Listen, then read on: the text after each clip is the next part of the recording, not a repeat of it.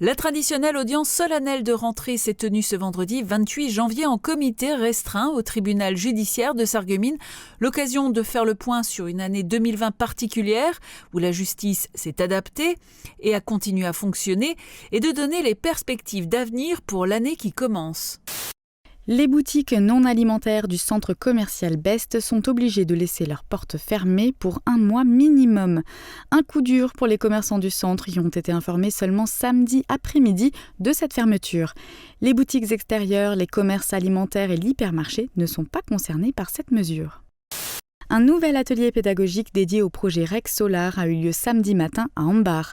Une 50aine de personnes y a assisté pour échanger avec les organisateurs sur les thèmes de l'emploi, de la mobilité et les garanties de cette implantation. Le dernier atelier aura lieu en visioconférence ce mardi 2 février à 18h. Le collège Jean Settlinger de Rohrbach propose un atelier couture à ses élèves de 5e. L'atelier a démarré en décembre dernier avec 8 élèves volontaires qui se retrouvent le lundi matin à la place d'une heure de permanence. Ils apprennent à se servir d'une machine à coudre avec un professeur de l'établissement. Les décorations seront ensuite installées dans le collège. La mission Trame verte et bleue est menée par le Parc naturel régional des Vosges du Nord et les syndicats d'arboriculteurs. Elle vise à préserver la biodiversité locale. Les particuliers de 14 communes du Pays du Bitch peuvent passer commande et recevoir des arbres. Ils ont le choix entre 150 variétés et doivent les planter exclusivement dans leur commune.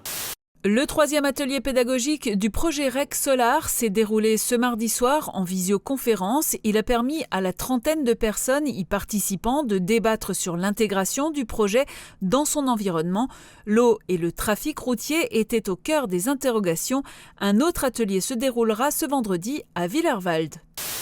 Les fortes pluies de ces derniers jours ont provoqué une montée du niveau de l'eau et la Sarre a quitté son lit dans divers endroits de notre secteur, comme entre Sarralbe et Salzbronn. Le niveau est monté à 3,30 m. La vigilance jaune crue est toujours en vigueur pour la Sarre amont et moyenne. À partir de la rentrée 2021, le DUT actuel diplôme universitaire de technologie sera remplacé par le BUT, Bachelor universitaire de technologie.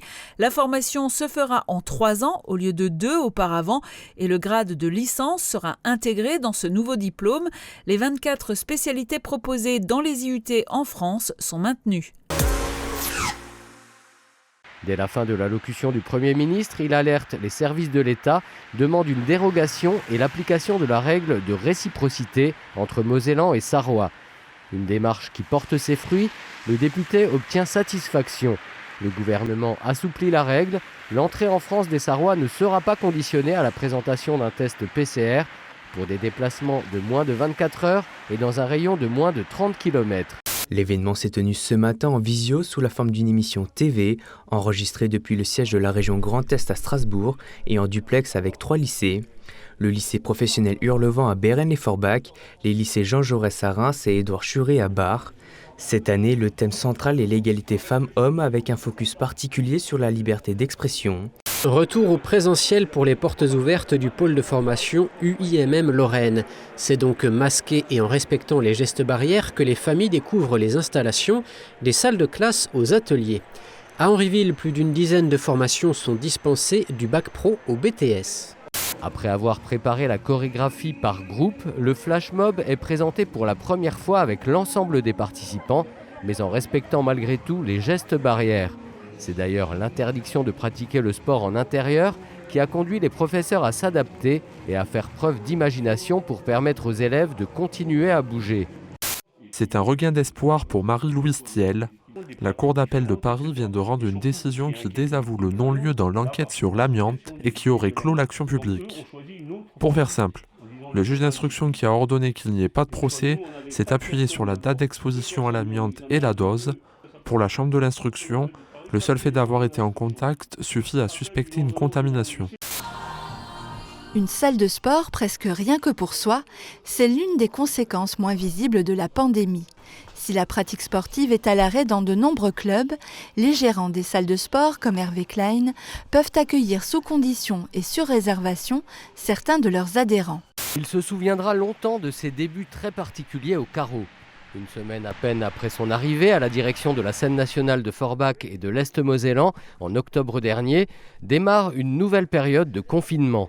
Grégory Covin doit faire face à l'annulation des spectacles, prendre ses marques dans une salle désespérément vide.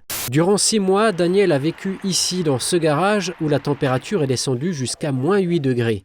Préférant ne pas apparaître face à la caméra, il nous explique comment il en est arrivé là. Sa situation a rapidement alerté les membres de l'association Solidarité Styringeoise.